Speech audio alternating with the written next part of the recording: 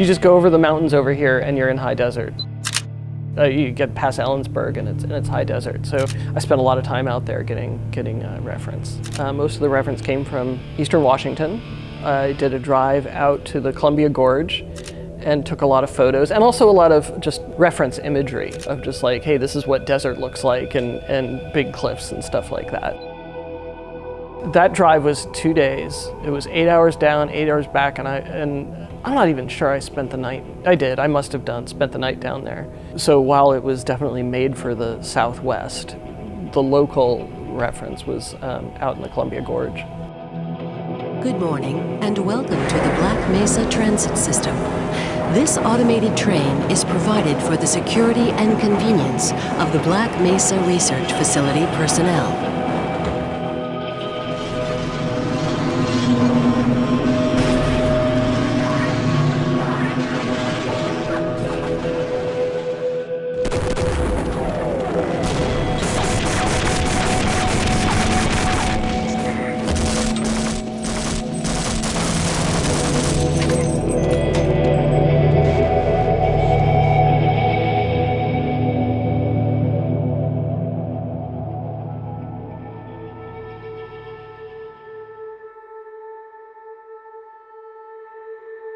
My name is Mike Harrington. I was co-founder at Valve. I wasn't really used to big companies. When I started at Microsoft, it wasn't that big. It was like 1,500 people, like a big high school. 9 years later, it was significantly bigger. I'm thinking, oh, this place is too big. And that was still like 1996, so they had a long ways to go. I told my managers like a year before, like, I'm leaving in a year and I'm gonna start a game company. And the first person I talked to was a good friend of mine, Michael Abrash. But at that time, he was trying to do something within Microsoft, and by the time it made sense, John Carmack had convinced him to go work at id. So how could he say no to that? And then I was having lunch with Gabe, and I said, Gabe, I'm leaving. I'm just gonna leave and I'm gonna start a game company. He goes, I wanna leave, I wanna start a game company. I'm like, all right, and that was it. On the surface, we should have failed. And realistically, both Mike and I thought we would get about a year into it, realize we'd made horrible mistakes, and go back to our friends at Microsoft and ask for our jobs back. But we did think that we knew a fair bit about software development, that there were expertise that goes into it. I think we also had some pretty clear ideas of how to design a company, right? So when we were building Half-Life, we were also designing Valve at the same time. We had no plan except for, by then, like I mentioned, Michael had gone to id. And he said, oh, you're starting a game company, you have to use our engine. So Gabe and I flew down to Mesquite to meet id.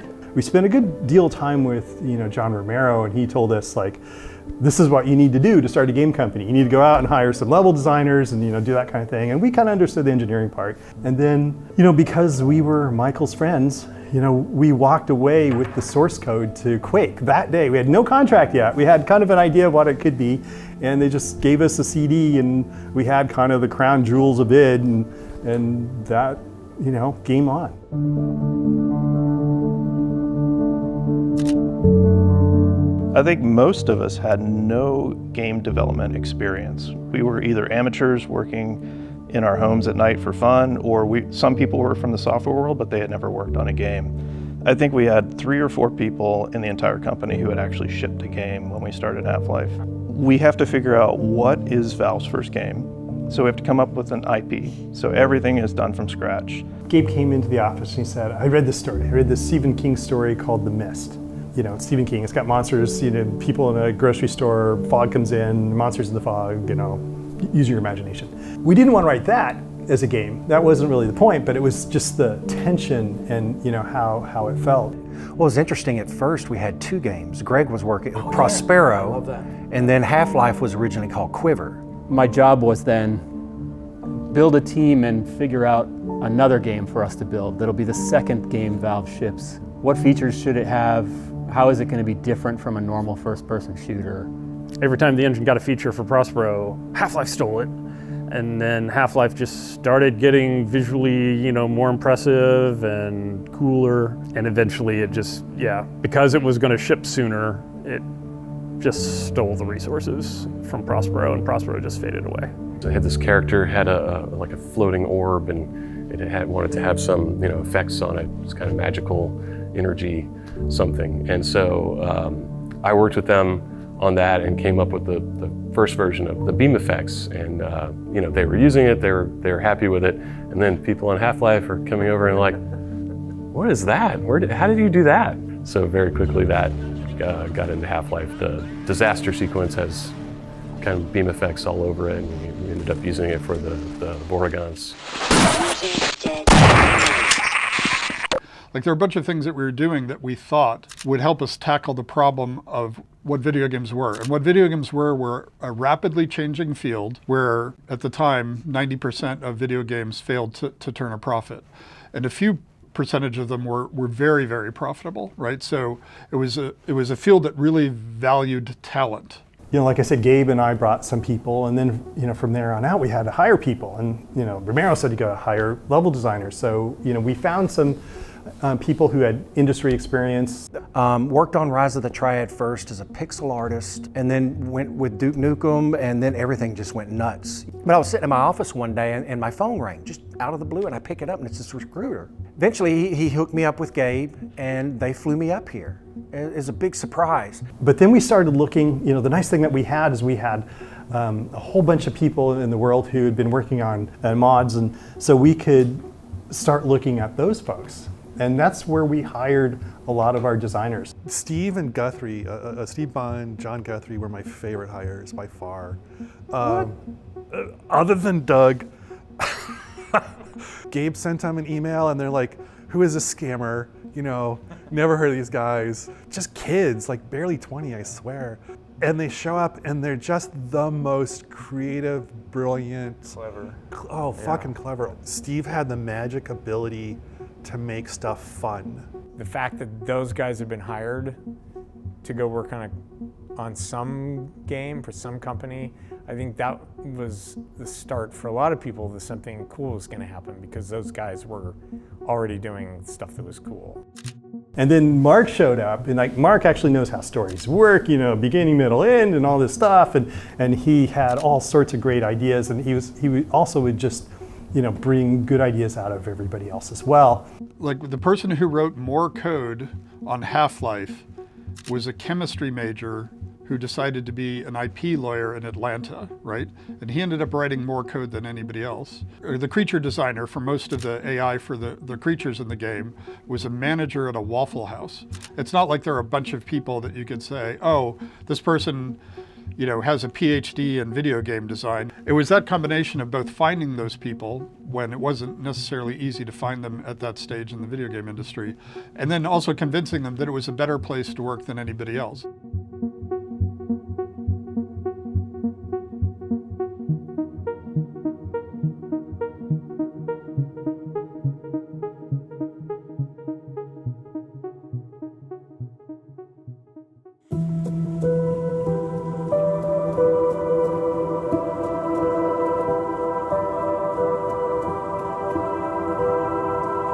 One of the things that I definitely learned was how to hire engineers. And we needed some engineers. For us anyway, we had licensed ID's engine, we're using the Quake engine. And one of the things me and some of the other engineers, probably Ken, were talking about was if it would be possible to use the save system to kind of like join our levels together in a really seamless way. So you get to the end of a level, save stuff, and then load some of it on the next level. And have it just feel like the world's all connected. And so we had like every once in a while a hallway or the train would get to a point and you would have a little stop for the level to transition. And so he wrote that code leveraged on top of just the save load code to do the transitions. And I think in Half-Life 1 we got most of the transitions were a second or two. I remember when we went from 8-bit to 16-bit, like, hey, we don't have to have all our textures fit in a certain, 256 colors. That was a huge liberation. The two tech investments we made for Half-Life was to get to 16-bit color and skeletal animation for all the monsters. But at the time, it was completely revolutionary. Your Quake characters it's like a text file of vertex positions over time.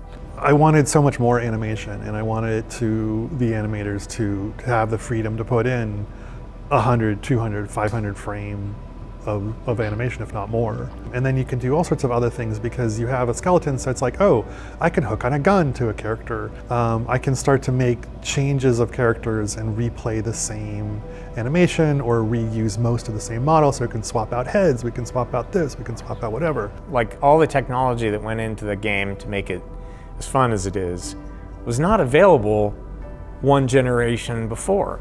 So licensing the Quake engine, which was, very mature and had level designers who'd grown up just goofing around with it. I wasn't heavily into scripting since back into Doom. Like my old Doom levels have a lot of weird, odd events in them. I think I asked Ken, is it possible that I could, have access to the character's animation, like a trigger? Like what I mentioned, I could make the guys go into an animation, I could make them run, and then I would configure everything. It was all hack. This is total hacky stuff. And that is mostly what I built, was like things like characters reacting and jumping out are made to look like, or I'd use a push brush to throw a head crab out to make it look like it launched at something. Or if a loud sound happened, they would respond, would cower. Gabe's dictate was, as you walked forward, something needs to happen like every 3 to 5 seconds. Yeah. The player stands still, Didn't have to be much. Universe can be quiet.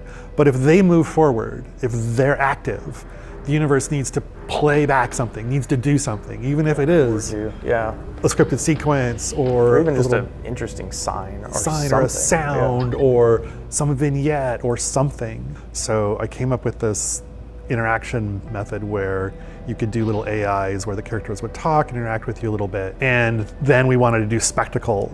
And that was scripted sequences where you could tell a character, you need to run here and then jump into this animation, and then have a bunch of you all synchronize your animation because it's somebody flying through the air, they're smashing something, or they're doing something like that. Yeah, and then test it and figure out like, oh, this is real easy to break. That was the roughest thing about scripted sequences, where you'd have like a head crab jumping on a scientist or something, and it's like, yeah, it works totally fine 90% of the time, but some people just sprint right at the scientist, and sometimes we have to put them behind glass. And sometimes getting the level designers making the player want to do the thing that gives them the most fun is a very subtle art. The tentacle sequence is probably the one I remember the most. You're playing it, right? That was the first time I think they melded together. Because you had your trigger so closely, and we wanted it to be triggered. So by the time you start to see it, you see the scientist flying through the air and hitting the wall. Then you could look in and you could see the scientist being carried away. The tentacle itself is separate; it's on its own, and you bring the two together, mesh them together, and boom. It felt so seamless though, and that for me was like. Moments like that, and that might have been the first one, is when you start to see the scripted events and play start to blend a little bit more than just ambience. For God's sake, open the silo door! They're coming for us! It's our only way out! Oh my God, we're doomed! I remember Brett in particular had done some of the lab scenes where scientists would walk from one area to another and just look at a monitor. And it gave them a little bit of life. A ton of the work that went into that area was because we knew it was going to be the beginning of the game, and we really needed to make it a vibrant and interesting, fun place to be and explore. So originally they were designed to sort of be behind glass. They were just designed to be spectacle. Yeah, a little vignette. And then all of the level designers like, no, I'm gonna put that right in front of you. And I'm like, oh God, how am I supposed to make this work? It's not supposed to do it. Get away from there, Freeman. I'm expecting an important message. The run speed for the player was so insane. Yeah. It was like, what, 25 miles an hour or something? It was sprinting, You could get so far, so fast. And so you'd either have to make the scripted sequence like so quick that you could barely see what's happening. Most people weren't looking in the right place anyway, so you'd have to like get their attention with like a particle or a sound or lighting or something, and then you wanted them to see what was happening. But when we play tested, and if like a scientist was like being pulled into a vent or something, like people wouldn't just stop and like, oh, sometimes they would be like, oh wow, look at that. They just run straight ahead and just start shooting. It's hard when you think back to it to recognize that those kind of interactive moments were so new. Like people just hadn't seen them. It was worth it because no other games were doing that. No other games had that interactivity. No other games had that spectacle playing out in front of you. And It just added that whole feel of Half-Life. Gabe had started to develop this theory around interactivity, and the environment needed to let you do what you wanted and then react to it. So if you did something, if you shot your gun, there needed to be a bullet hole in the wall. If you did a thing, people needed, other characters needed to react. The world is acknowledging you exist. The world is acknowledging all of your actions. And that's this huge part of reinforcement. And you'd have these conversations where you'd be sitting in a design review and somebody'd say, that's not realistic. And you're like, okay, what does that have to, explain to me why that's interesting, because in the real world, I have to write up lists of stuff I have to go to the grocery store to buy. And I've never thought to myself that realism is fun. I go play games to have fun. And so we had to come up with some notion of what fun was. We knew it was an ad hoc definition, and it was the degrees to which the game recognizes and responded to the player's choices and actions, right? In behavioral science, you would say we were explicitly talking about what were reinforcers and what the reinforcement schedules were, right? At that point in time, that was a useful way of making design decisions. The point I would make is, if I go up to a wall and shoot it, to me, it feels like the wall is ignoring me. I'm getting a narcissistic injury when the world is ignoring me. So does this, to me, I was trying to convey to the user a sense of, yes, you were making choices, yes, you were progressing, which meant the game had to acknowledge that back to you. If you shoot at a wall, there have to be decals. If you kill a bunch of Marines, the Marines have to run away from you, right? You have to have this sense of the game acknowledging and responding to the choices and actions and progressions that you've made. Otherwise, it loses any sort of impact.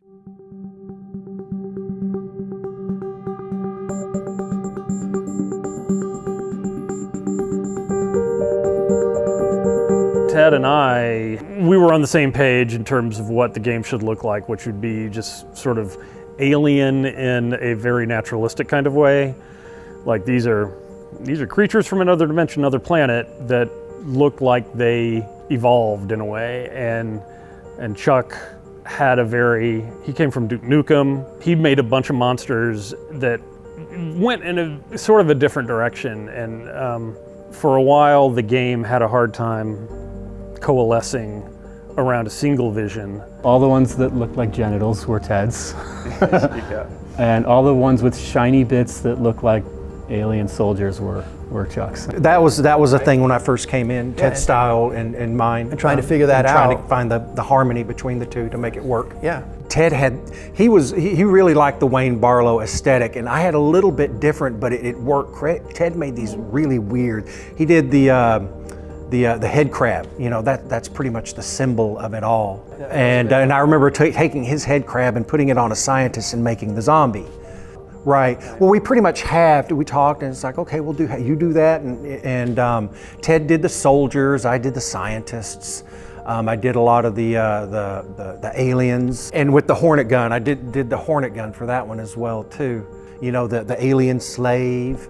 Well, I did some animations for the bull squid or bull chicken. I have to call him that, but that's a Ted creature there. The hound eye was Ted's as well. Yeah, a lot of the fleshy. If it's got a lot of flesh on it, maybe too much. Yeah, that's a Tedism. You can always tell Ted's designs because they're much more aquarium than aquarium and/or unspeakables. Oh, Big Mama! I forgot about Big Mama. Oh God! It's it's a testicle, right? It's so disturbed. I concepted a guy in sort of a NASA spacesuit, a scientist guy. He was actually modeled after a couple of programmers I know. Big, beefy, bearded Linux programmers, And so that's where the HEV suit sort of emerged out of. There was a lot of desire for not having a space marine or a soldier be the guy. And then Chuck Jones went off and did a pretty different version of him that became known as Ivan the Space Biker. Oh God. I remember telling myself, it's like anytime you make a screenshot, make sure it's good because you don't know where this is going to appear again. We didn't know that. And Ivan is the prime example of that one. So, you know, you're looking at, well, go look at Quake. It's like, okay, I'm looking at that, and he's got this incredibly boxy head. And you're always hearing, don't put too many polys in it. And it's like, okay, so Ivan got the square head. And it was kind of an early, just a rough prototype of a Gordon Freeman baby. And I remember we didn't know what Gordon looked like. So it's like I was looking for somebody and I found Mike Harrington. It's like, Mike, what does Gordon look like? I don't know. Put yourself in there. It's like, oh, okay. And so I went in and put kind of my likeness on the early Gordon model in the game. And it kind of stayed Did there. Did you have a ponytail? Well, I was ex-tattoo artist, so yeah, I definitely had. I don't have anything to work with now, but yeah, that point I had a ponytail on. If you play the game, you know that it's Chuck. If you play multiplayer and you see the model, it's clear. But yeah, if you look on the back of that, there's this little four yeah. triangles, and he's got a little ponytail back there. I did the G-Man, and again, that one was Gabe was talking about the Cigarette Man from X-Files. So we needed our own equivalent of that. Because after a while, after playing with the game for a long time, people realized like, hey, we made this character, and just in this one office scene in the beginning, you know, where he's behind the window and he's talking to a scientist or something, and he's like, he looks really creepy. It was late in the day that we thought, oh, okay, well, he's going to be the big bad behind all of this. Like, scatter him around in places that you can't get to him, but he's there mysteriously. There wasn't enough in the beginning of the game. It's like, we need another monster. Head crabs weren't enough. It got kind of repetitious. I think I grabbed Ted and said, I need them to do this and this. And so he whipped it out in not much time at all. I'm gonna get the timing just right, and I have no time to do this. I'm just gonna bang it out. And then once it was working, everybody said, "Oh, just go back and sprinkle them back in the maps." And that was this. Because we introduced them a little earlier than we were planning. Yeah, because they ended up being they weren't real tough. They weren't supposed to be tough. But they were ranged. But they were ranged, and they were fun, and they had a big show, and like that was showing off a bunch of stuff.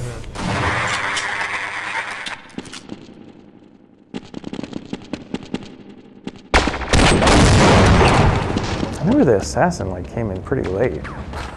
That was it. It was like, okay, I have a week and a half. It was already done, it was already all modeled, already all animated, and the requirement was it couldn't have any new animations and any new anything. So had to come up, I grabbed a bunch of Steve Bond's AI and banged that thing out. I built a level, super crude, but it had all the right spacing and all the right heights and all the right, geometry. Again, it's just a presentation where this creature gets to shine, this enemy gets to shine, and is your entire focus for that scene. And it's kind of a memorable experience because it just takes place in a different fashion than other encounters, and you get knocked out, and there's all kinds of the lights go out, and you get dragged through a corridor and things. So again, it's something you remember in the game.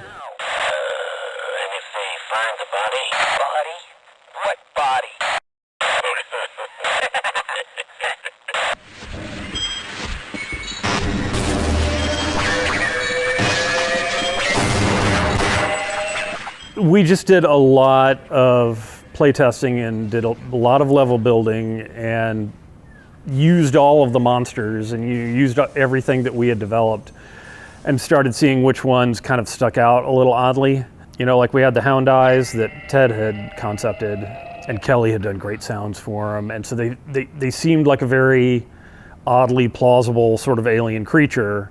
And Chuck did what we called the panther eye, which was this big black panther looking creature that also just had a big red eye for his face and a big shark fin coming out the back. And design wise, he seemed like this is a very useful creature. It's like when you design things, you like to have a gradient of difficulty, a gradient of escalation in threat. And so if we had these hound eyes, then this panther, bigger, scarier looking thing would be more of a threat.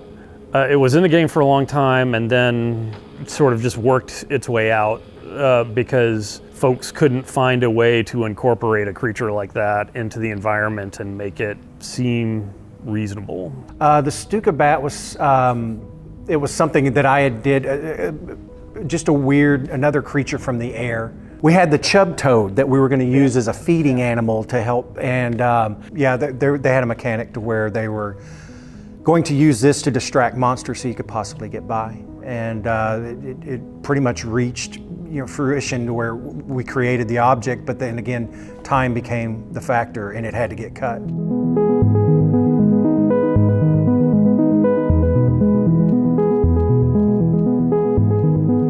I grew up just outside DC, and so there's all these like big, really banal office buildings, and that's kind of the direction I went. So it started becoming a facility.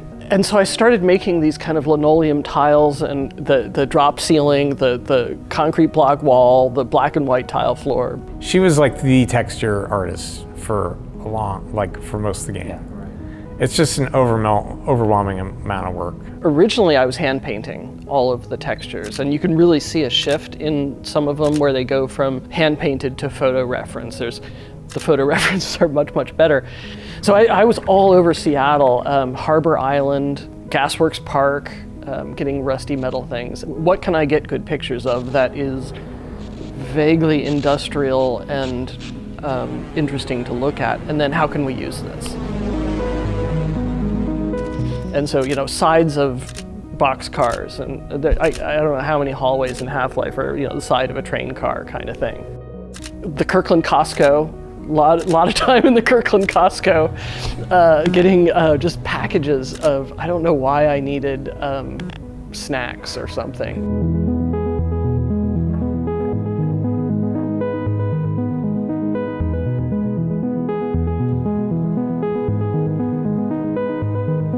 The first year was all about opportunity, and it wasn't quite as focused. We were finding our footing. We were getting into the 3 months before supposedly shipping in '97, and it's like, this isn't gelling. This is really not good.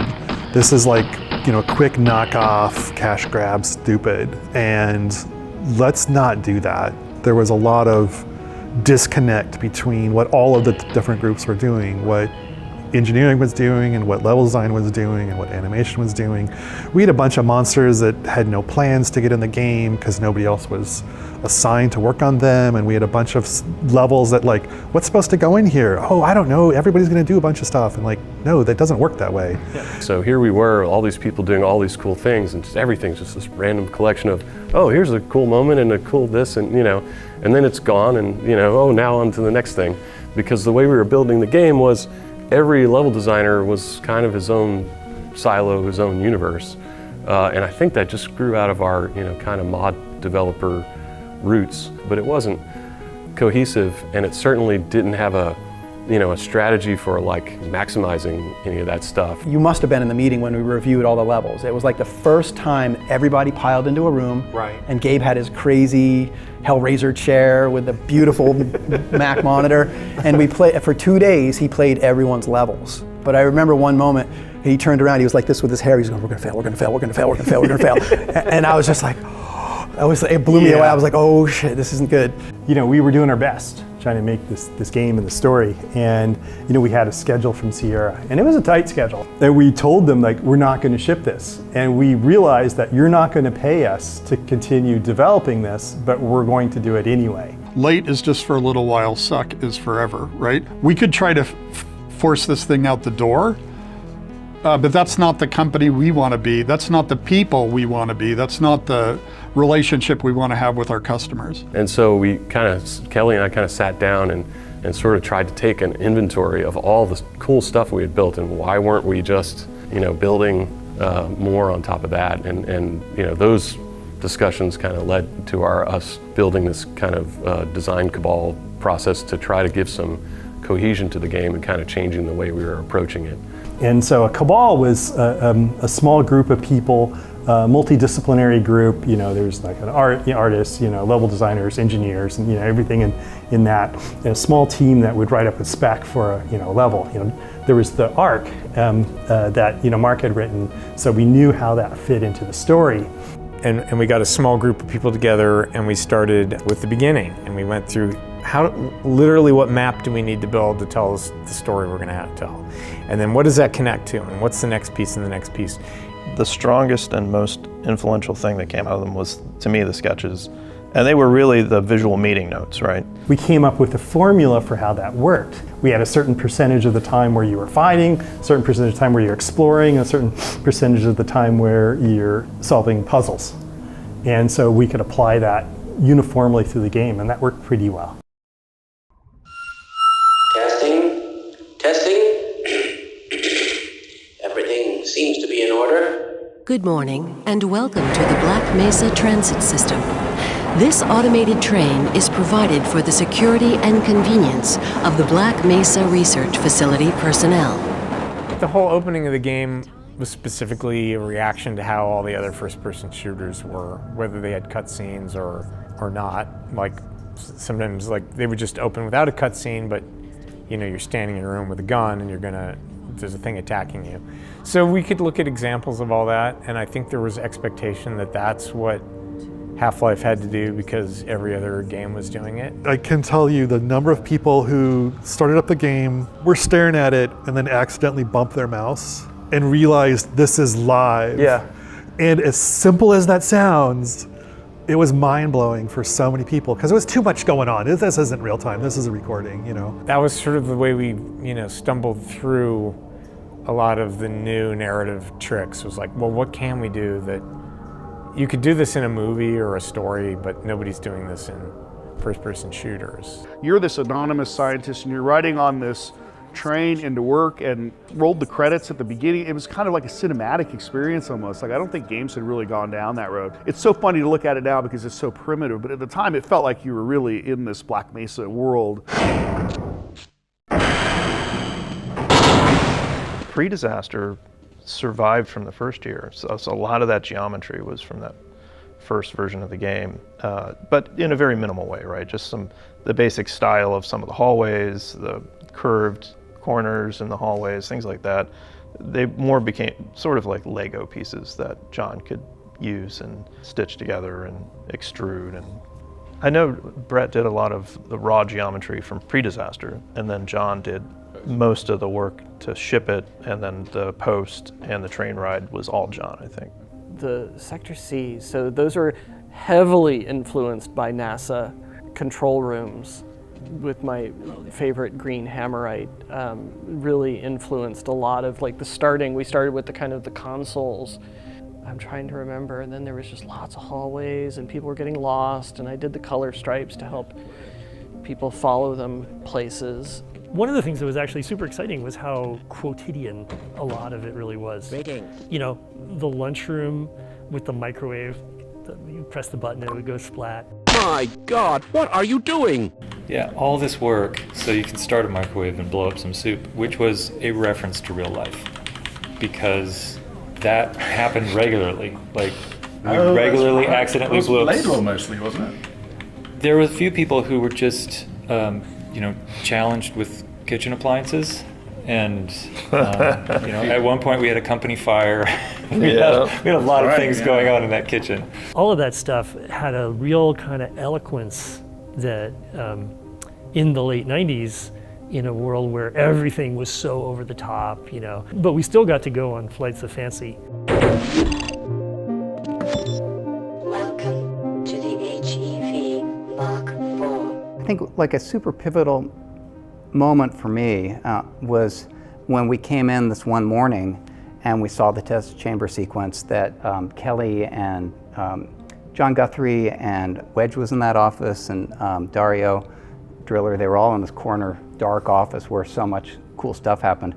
But so Kelly and John stayed up all night and did the test chamber sequence, and it's pretty much like the one we shipped. I mean, that was a lot of what went on in that room that we called the submarine. It was just improvisation, just what can we do to solve this problem? How do we connect what's happening before to what's happening after? This needs to be somehow important, but we just don't know what to do. John and I talked about it. I went home that night and I sort of sketched out maybe we could do something cinematic. We'll take the camera away, we'll turn the lights off, we'll do sounds, we'll just throw everything we can at it. We built that basically that day. It was just a sort of a one-day throw it together. That's how fast we were moving. They had audio, right? We had yeah, it's like the heartbeat and the breathing, all that stuff was in there. And I played through it and it was like, damn, I have not seen this in any medium, in anything before, experienced something like this, where this immersive experience of this actually happening like this. And at that point, it's like, okay, I see what it is we're doing. And it's this kind of immersive, unbroken experience that happens to you, the player. And then that was this key principle about how, you know, we never take you out of that role. Personally, the difference between before the disaster sequence and after the disaster sequence, I felt we really had, I had an understanding that this product was going to be special, or it was going to be possible, it was going to be tied together. Whereas before that, there was a lot of really good stuff and a lot of little things all disconnected. But you guys managed to tie two very different parts of the game together really well, and I thought, oh, okay, now I feel like we're on a track for finishing this product. To me, it shifted my brain to have a lot of confidence that this product's coming together rather than just generating a lot of content that exists independently of other content. One of the ways we were funding our development was we sold a preview copy of Half-Life to a video card company, I forget which one. And so they had in their contract that we had to deliver it to them by a certain date. And we got like the first 3 levels done for them. It was really a good milestone for us, just, you know, from working as a company, because hey, there was a deliverable, we got it done. And you know, we shipped it off to them. And then I swear the next day it leaked. And I was just livid at first, which was stupid. But I was just like, oh, I can't believe you guys let this get out. Like, you know, this wasn't us, you know. And then it turned into something amazing where people started playing it. And it was all over, and we started, you know, seeing it, you know, online, what people were thinking about it. And I forget which magazine who said, usually we don't review, you know, beta software, but they reviewed it and said, this is awesome. And that gave us a tremendous amount of confidence. You know, it was an outside validation of what we were trying to do, you know, that it was the right thing.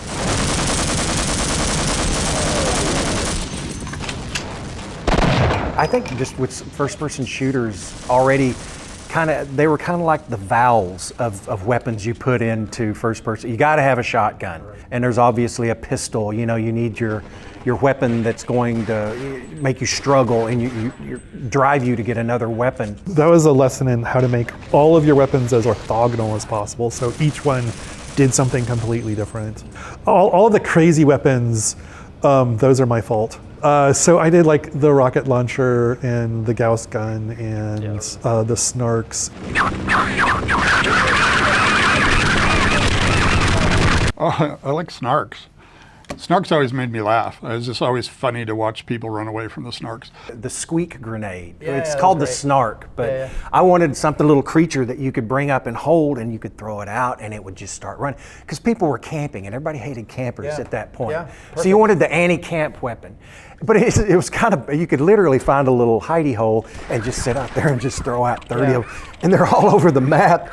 I had a cat. And you'd sit there, you do your finger blue. Yeah, you do your finger towards him, and he'd get mad at you and he'd swat. So that was the inspiration for that particular animation.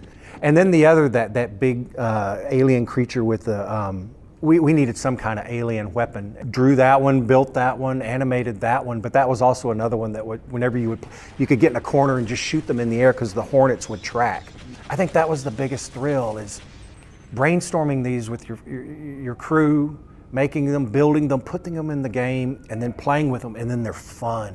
So there's sort of a trope of having a melee weapon. I think it was Steve Bond and Ken Birdwell and I were saying we wanted a device where the world was reacting to you. It really goes back to that theory of fun. But we were just running around like idiots, smacking the wall. It's an odd thing to know in retrospect, but at the time it felt profoundly satisfying to be able to smack walls. And that was just an example of how that fairly abstract notion of what fun was ended up translating into a set of decisions that were really visceral. When you're going around whacking a wall, a crowbar is an obvious thing to whack the wall with.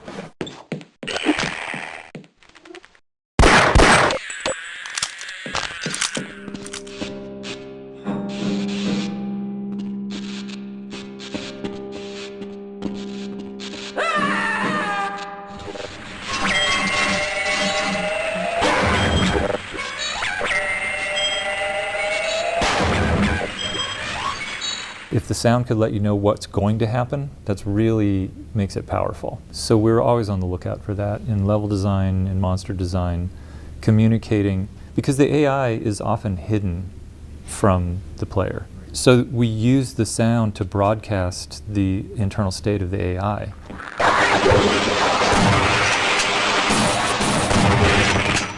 You know, soldiers, they tell you, I'm injured, I'm going to throw a grenade, I'm taking cover. You know, they are broadcasting as constantly as they can what's about to happen. So it was really important to try to keep those states distinct so that as you play the game, you're actually, whether you're aware of it or not, you're starting to be able to tell what's about to happen. We knew he was a musician too, so he could do sounds, but you know, he also decided he was going to write the sound engine. And then he wrote the soundtrack. And he'd never written a soundtrack before, and he wrote the whole, you know, soundtrack for the game, and it won an award, and it was crazy. There just weren't that many of us. You know, I had a little bit of a background playing music. I understood the sound engine really well, so it was really easy for me to just hook sounds in, and I understood enough about the level design side that I could kind of connect those things a little bit. The sounds could come from anywhere. And then I just heavily modified them. Usually those are animal sounds, reversing, changing the pitch, chopping them up and rearranging them. Head crabs were rats. The little squeaky, yeah, that's a rat slowed way, way down and then reversed. Yeah, the DSP stuff was another cool thing that Kelly built. When you got an event, it sounded like you were an event, and that wasn't really happening, I guess, at least in Quake and other games I was playing back then.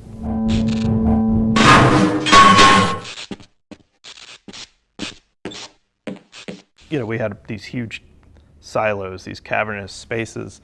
The day they had their own echoey DSP, it made an enormous difference, right? You believed the space.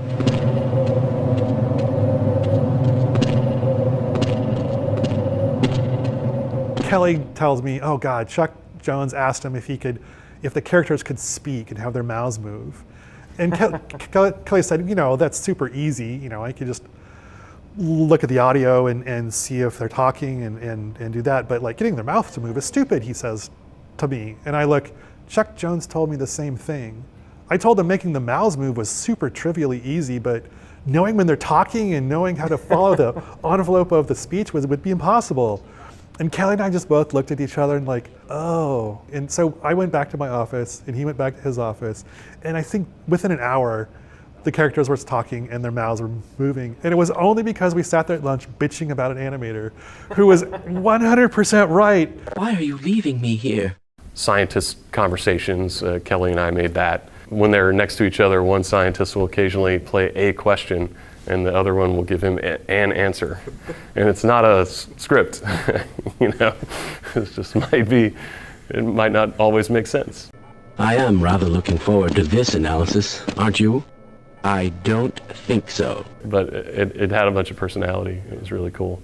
And I worked on getting those guys to look at you and turn their heads. When we first added the ability for scientists to respond to the player and other things in the environment, I would call them response rules. The first time that went in, they came flying down the elevator, and one of them looks at you and goes, "Oh, hello, Gordon." And then they explode into a pile of jibs at the bottom.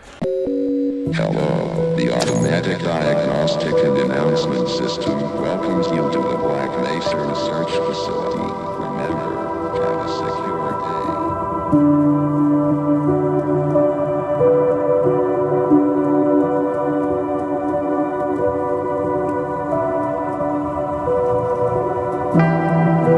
I hadn't really started working on the biggest part of the game, which I ended up shipping, which was Surface Tension, prior to then. A lot of the work that I had done was the Alien Research Labs, which turned into questionable ethics, and all of that was ditched.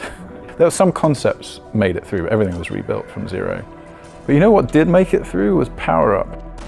Yeah, basically that geometry survived completely intact. It was so closely designed for that creature that because the creature survived, the levels survived along with it. Yeah, there's this sort of central circular thing where you have to rotate the train, and you have to kill the Gargantua first because he was always defending the way out. And then you have to go to like another area which looks very much like it was designed for Quake, because pretty much it was. There was a flooded pump room, and you have to drain the generator, and then you can switch the power on, and then you can take the train out. Yeah, I remember him being totally central to this whole thing. And then, well, how do we block the player? Which is, I mean, that's pretty much like design point number one for all level design. Okay, well, how do we prevent the player from just walking straight out through the exit? And you design backwards from there.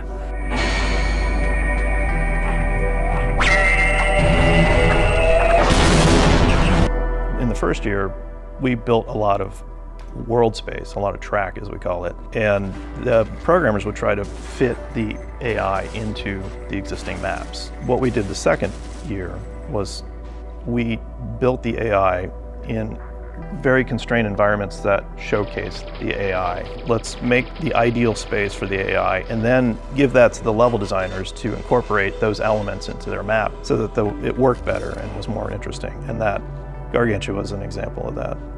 And the grunts especially. Yeah, we had the AI that Steve had been working on, and he had designed all these interesting encounters with them just in his test map, and so he had them up high and down low, and so basically we just could re-leverage that and say, okay, let's start where the player comes in low, and there's a Marine on the same level, and then the next one they're up high, and then they come running down. Because it was really neat to see them retreat. They'd try to run back up the stairs and try to flank you from another side. Steve Bond, like I mentioned earlier, was this really young guy who had been making mods in Quake C, really the designer for so much of the AI. I mean, all the stuff that's good about the soldiers, the grunts you fight in Half-Life. Yeah, we had a little bit of a language we could sort of use to say, this is a place they can climb. This is a place they can jump to. This is a good place to hide. These are good places to go in general, or interesting places. So, the AI had a little bit of help.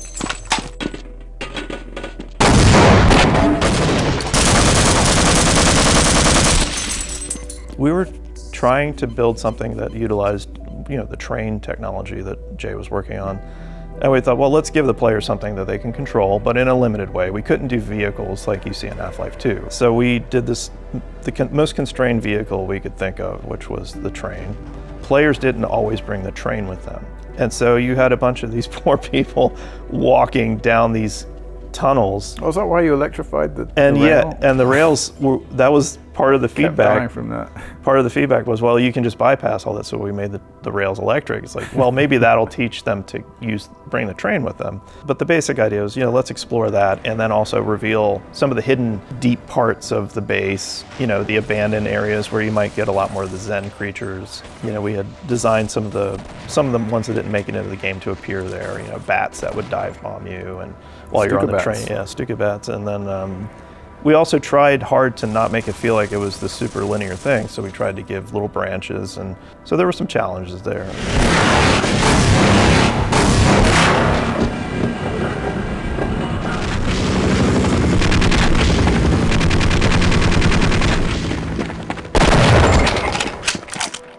Well, there's a really good sketch that Kelly Bailey made, which basically charted surface tension, and it was pretty extensive. Like, it went through the cliffside, and it went through areas where tanks were, and like a lot of soldier holdouts. Yeah, it even went through the desert with the cactuses and the helicopters, and then across a dam. It was pretty extensive. Yeah, when I saw that sketch, I was so motivated to just start building all of that stuff. So I ran ahead with a lot of level design, a lot of geometry, and it seems like a lot of it stuck in some way or another, which is really amazing. I did the dam, which was funny. I just did that in a day. Right. Like, it was like about 4 or 5 hours. I did a Hoover Dam thing because I like the Hoover Dam. I saw a concept of the cliffside. I think Harry Teasley built that render of the skybox. Yes. And I just thought, holy crap, this is perfect for Vertigo. Like, whatever we do here, we have to play on Vertigo and like narrow little edges and places you would like to normally dodge a grenade that you can't.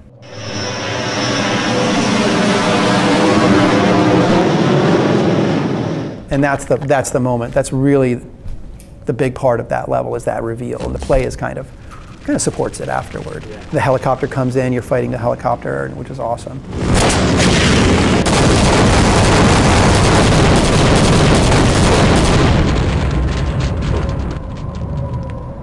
first of all, I had a bunch of textures, and then every time I made new ones, whoever was working on the new levels would be like, oh, fresh textures, I'm going to use those.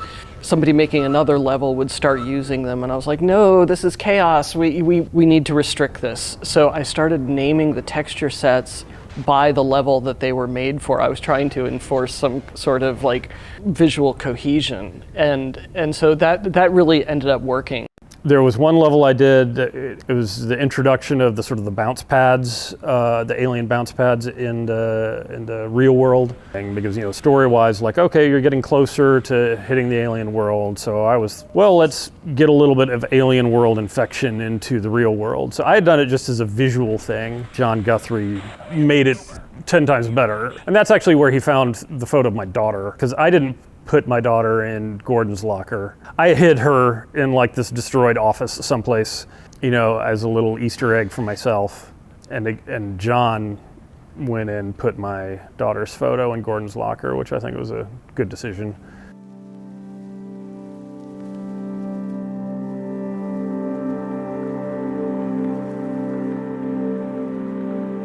I still get questions about stuff that I spent 5 minutes on 25 years ago from people who've now thought about this for 25 years, and they're thinking that there's 25 years worth of development went into this. I'm like, on some level, when you start talking about lore, I'm like, well, there's Black Mesa. That was just a matter, we needed a name for something that was evocative. In that entrance, when you get off the train and there's that lobby where there's a big map on it, and when we were making that map, that was fairly early on, I put a dot in New Mexico. And then that turned into, I think Mark saw that, he was like, oh, where is that? This is where we are. And then he named it Black Mesa. That is a favorite thing of mine, actually. If you come up with a name for something and it evokes something, then you don't have to write the whole story. It's because it's a conspiracy plot. Everybody knows more about it than you do, so you don't have to answer those questions. You just keep raising questions and make the mystery kind of thing. Like dialogue came in later. Also, a lot of the scripted sequences came in later, and those helped to kind of sharpen the storytelling aspect of it, because, I mean, setting expectations to get up to the surface and then like, oh no, they're not here to help us. The whole thing about diegetic writing, right? Like keeping the exposition in the game instead of outside the game. You know, I give a lot of credit to Mark. After playtests, we'd realized that maybe you need more of a dialogue cue about something. That's when we started to do like scientists who were literally pop up in a corner and go that way. There's a few of those that we stuck in right at the end when we'd like, well, we get one more session with Hal. He can say, go down here, you know, go around that corner. Well, so much for the government. Their idea of containment is to kill everyone associated with the project. Judging from your hazard suit, I'd say you were part of what went wrong. I knew Hal from San Francisco as an artist, cartoonist. He was also an animator and an actor in some science fiction movies. So when we got down to the wire, we did a bunch of voice casting and nothing was right. And I just kept thinking of Hal. And I finally just called him and said, Hal, I want you to at least talk to people here so they can hear your voice. And I got him on a speakerphone, and I had a bunch of people gathered in my office. And I'm like, okay, Hal, everybody's here. And he's like, well, what would you like me to say? And everybody is like, this is him. This is the guy. Why do we all have to wear these ridiculous ties? Another interesting voice thing was the G-Man. So we liked Mike Shapiro's work. So we knew we wanted to use him, but we brought him in to do Barney and also the G-Man. So we did a take on all the G-Man lines with kind of a straight voice, and it was thinking that, okay, we have something safe, but we're not super excited about it, and give us something else. And he does this crazy lizard voice. The border world, then, is in our control for the time being, thanks to you. Quite a nasty piece of work you managed over there. I am impressed. And we took it back, and everybody just loved the crazy lizard voice, and so that's how it worked out. Did you do the Nihilanth? I did. Okay. Ladies and gentlemen, the Nihilanth. Just imagine his head floating in space as a baby.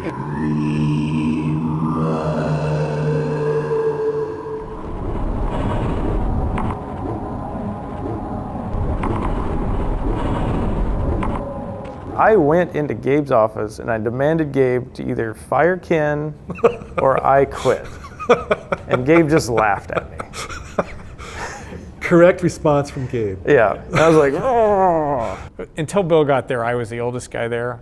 It was hard because, you know, I had to go home in the evenings, whereas the young guys who just moved out from Florida or wherever, they did not have to go home in the evenings. I'd go home, see my kids when they were in bed. I would come back down the hill to Valve. Nobody else I worked with had to get up to get their kids off to school in the morning, but I did. You're wired to just take full advantage of the situation. You put everything into it. So when we say we worked 18-hour days, that's no exaggeration. Yeah. Not at all. I can edit all day. I can design all day. I don't have to worry about anything.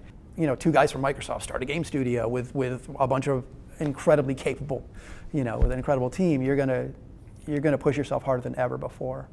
I don't usually crunch real hard. I get it done in I come in, I work, I go home, and a lot of people were living really long hours. The classic. Well, I'll come in at 1 and then goof around for a while and then work late into the late at night.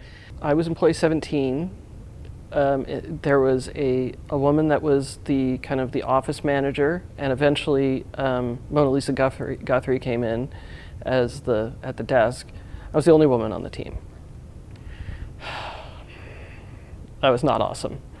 I decided to become a baseball fan here after the birth of my first daughter, so she's the one in Gordon's locker, Isabel, but she's very special needs. She's 25 today.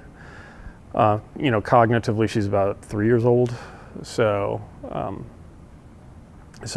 after her birth, in the middle of Half-Life production, it was really hard. It was really hard because we were getting about 2 hours of sleep at a stretch because she had to be fed through a tube in her stomach every 2 hours. I had just a difficult time relating to the world when she was a baby. I had a hard time just talking to people because I was just kind of tired and angry all the time. Yeah, my wife, she worked at Valve for a while. She did a bunch of textures for the game. Like I said, she did those soda machines. She did just a bunch of level textures. She textured Big Mama, the sort of boss creature. She textured him. But when Isabel arrived, she obviously had a lot of issues. So I had to stop working and stay with her at home. And it was the last year of Half-Life, and we pretty much crunched that whole year. So I was at work a lot. It was hard. It was definitely a hard year.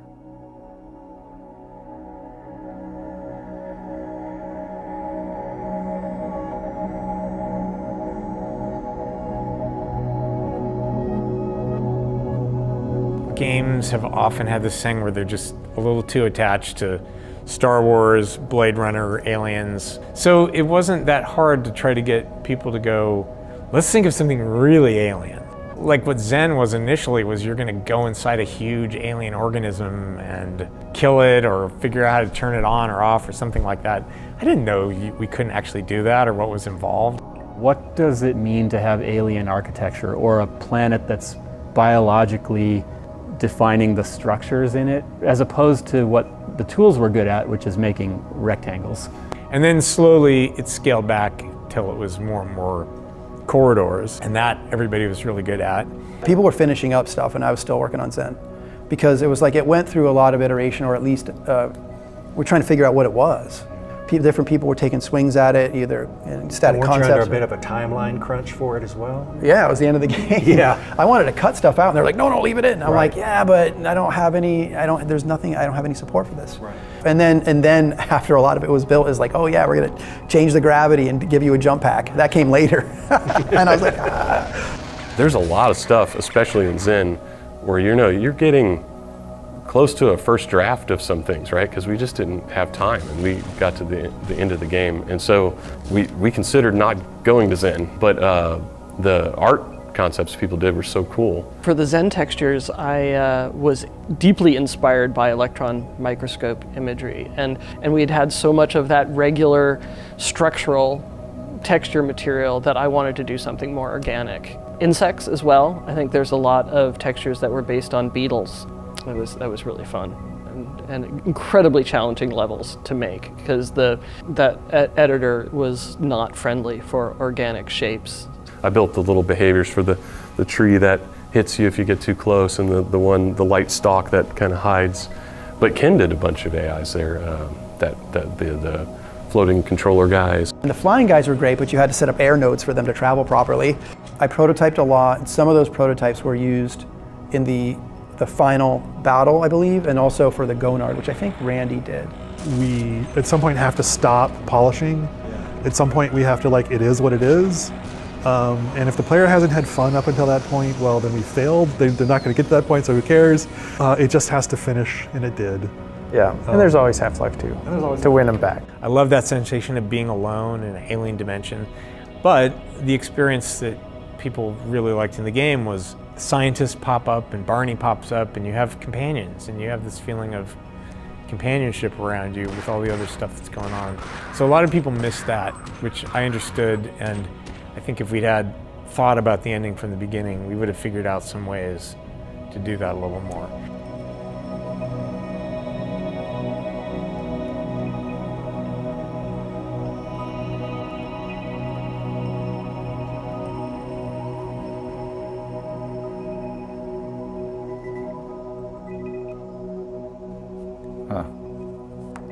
I remember coming back from downtown Cabo very drunk and then running to the beach, but didn't know there was like a 6-foot retaining wall there, so I just went right over. And then I was hurting so much I slept the night where I fell. Yeah, I woke up the next morning. I had never heard that a really story. stiff neck. Oh my God. It's a good thing you were pretty young. I remember after we'd gone final on the game, I was home one morning, taking a shower, and my wife asked me, like, it's done. Is it any good? Is the game any fun? And I go, I don't know. Like, I hope so. I don't think it's exaggerating by saying if any one of the crew had disappeared for a month, we wouldn't have shipped. It didn't matter who they were. Everybody was mission critical. My inspiration from Valve, what I really took away with me was that the thing that is most important to me is what are we making? Coming in as a texture artist, you don't have a lot of expectation that you're going to get to influence that. And I was able to have quite a bit of influence on the what. It was so fun to work with the people who were making Half-Life. The collection of people were diverse, at least like in their professional backgrounds, was kind of all over the place. And so figuring out how to work with all those people, but also just the fact that we had hired really stellar people who were good at collaborating, like they're conscientious people, deeply passionate about what they wanted to create. That just was a recipe for a professionally, like, really good time. It seems to me that one of the things that good games do is make 2 games worth of stuff and then throw away the bad game. And fortunately, like, Valve was able to do that. A lot of companies couldn't do that, but backstopped by Gabe and Mike, Valve could afford to do that. I always have absolutely nothing interesting to say when people say, would you reflect on your legacy? Like, I really don't look back a whole lot. I'm always excited by the future, right? So to me, it's like I can look back at the things we did, but to me, they're just sort of like the stepping stones to what we're going to be able to do in the future. That's just how I'm wired, right?